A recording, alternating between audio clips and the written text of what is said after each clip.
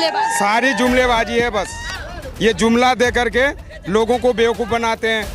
कांग्रेस से 70 सालों का हिसाब मांगने वाले पीएम मोदी से अब देश की जनता पूछ रही है। लकड़ी तोड़ने वाले के शरीर से कितना भी पसीना निकलता है तो भी वो कभी पहलवान नहीं बनता। टीचर ने उसको पूछा तुम क्या करते हो? बोले मैं दिन भर जब स्कूल में आता हूं तो सब चीजों को मैं रफ में लिखता हूं और घर जाके मैं फेयर करने का काम करता हूं। इन दिनों केवल जनता ही नहीं, गडकरी भी पीएम मोदी की खिलाफत कर रहे हैं, लेकिन दबे पांव, समझदारी से।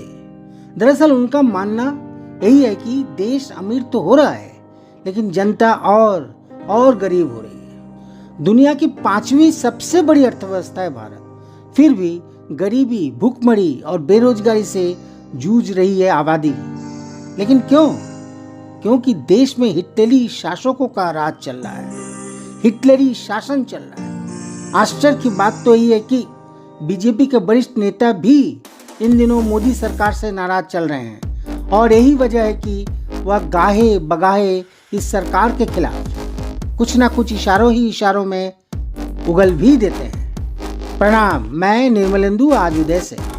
दरअसल पिछले दिनों केंद्रीय मंत्री नितिन गडकरी ने एक कार्यक्रम में शिरकत करते हुए यह कहा था कि देश के भीतर अमीर एवं गरीब के बीच की खाई गहरी हो रही है, जिसे पाटने की बेहद जरूरत है। अंगार में पेट्रोल डालने का काम इस सरकार ने किया है, और मालूम नहीं किस प्रकार से किया है, और झूठी बात सरकार कह रही है। उनके इस वायरल वीडियो को देखने के बाद यह समझ में आ रहा है कि उन्होंने मोदी सरकार के खिलाफ विद्रोह का बिगुल बजा दिया है। नितिन गडकरी दरअसल भाजपा के उन नेताओं में से हैं जो किसी की भी परवाह नहीं करते। जी हाँ, उनकी टिप्पणियों से तो यही लगता है कि वो मोदी जी की भी परवाह नहीं करते। दरअसल जो भी उन्हें सही लगता है वो बेखौफ होकर, बिंदास होकर, बेबाकी से कह देते हैं। अपनी बातों को बेबाकी से जनता के सामने रखने वाले केंद्रीय मंत्री नितिन गडकरी ने जहां एक ओर देश के मौजूदा हालात पर चिंता जताई है, तो वहीं दूसरी ओर उनके भाषण के बाद जनता पीएम मोदी से पूछ रही है कि पिछले 8 सालों में क्या कुछ बदला नहीं जा सकता था। को 5 किलो अनाज नहीं चाहिए, हम लोग को रोजगार चाहिए।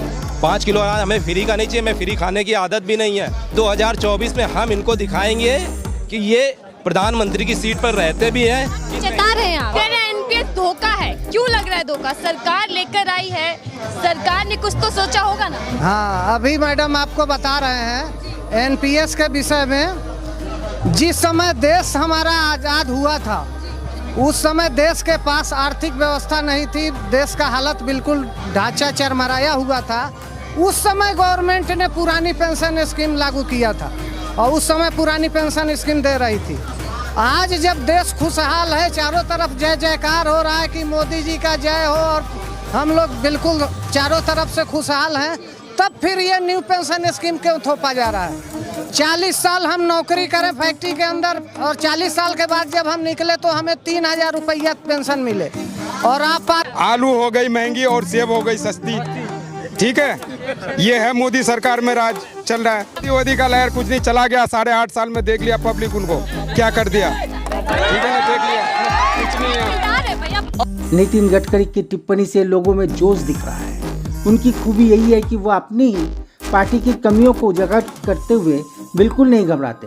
एक्चुअली जब गडकरी सच्चाई से पर्दा उठाने की कोशिश करते हैं, जब वे महंगाई और बेरोजगारी पर हंसकर चुटकी लेते हुए, ठट्ठा करते हुए, तंज कसते हुए सरकार को समझाने की कोशिश करते हैं, वह सब कुछ सुनते ही न केवल हमें बल्कि देश के लोगों को भी यही एहसास होता है कि गडकरी जी अगर हमारे देश के प्रधानमंत्री होते तो शायद देश की वास्तविक स्थिति कुछ और ही होती, वास्तविक रूप कुछ और ही होता।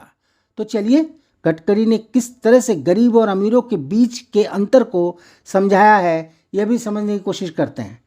हिंदी गीतों में एक गीत था, मैं तो चला जिधर चले रास्ता, मुझे क्या फिक्र है कहाँ मेरी मंजिल, मैं तो चला जिधर चले रास्ता।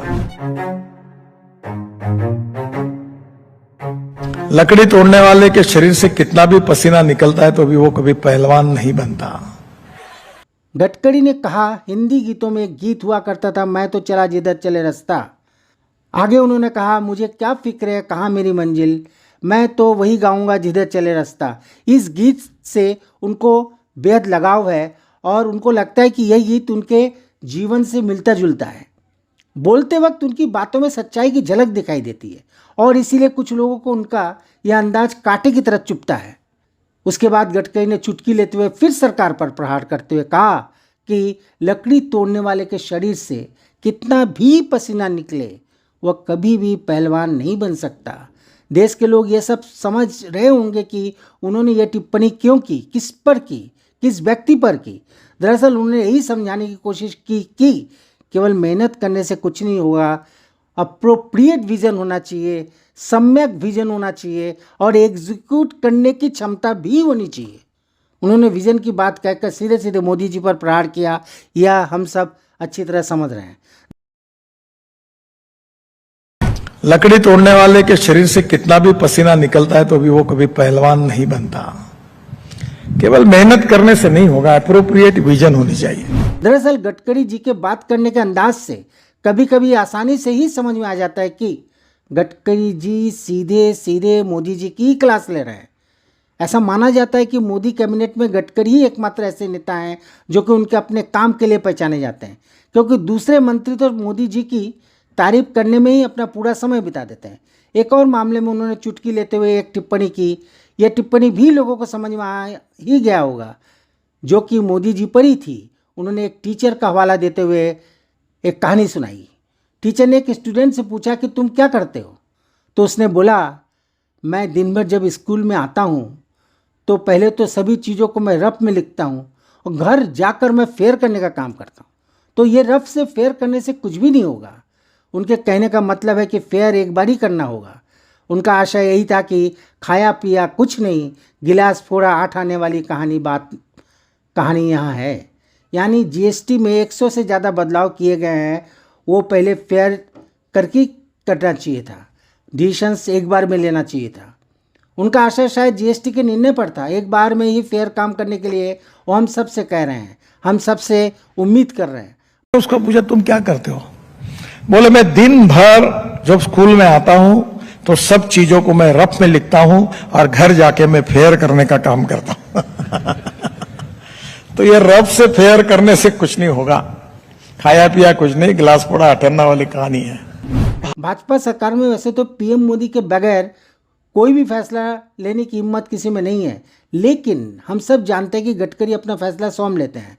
उन्होंने एक और कहानी सुनाकर इस सरकार पर ही टिप्पणी कर दी थी, बल्कि कह सकते हैं कि यह बहुत गंभीर टिप्पणी है। ऑडिट पर चर्चा होते उन्होंने यह व्यंग्यात्मक टिप्पणी की है। हम ऑडिट करते हैं, फाइनेंशियल ऑडिट इंपॉर्टेंट है, पर परफॉर्मेंस ऑडिट नहीं होता। तो performance audit is more important than financial audit.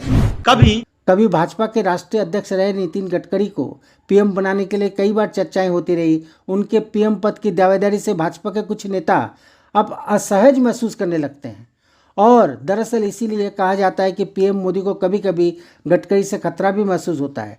ऐसा न केवल माना बल्कि कहा भी जाता है कि बेबाक बोलने के कारण ही उन्हें संसदीय बोर्ड से बाहर का रास्ता सीधा शब्दों में दिखा दिया गया था।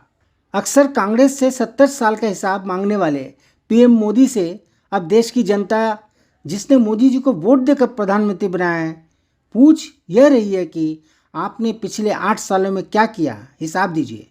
किस तरह से चंद अमीर घरानों को फ़ायदा दिलवाया और अमीरी और गरीबी की खाई बढ़ती गई, गरीब बढ़ते गए। उन्होंने दुख व्यक्त किया कि महंगाई और बेरोजगारी का सवाल सबसे बड़ा है इस बार।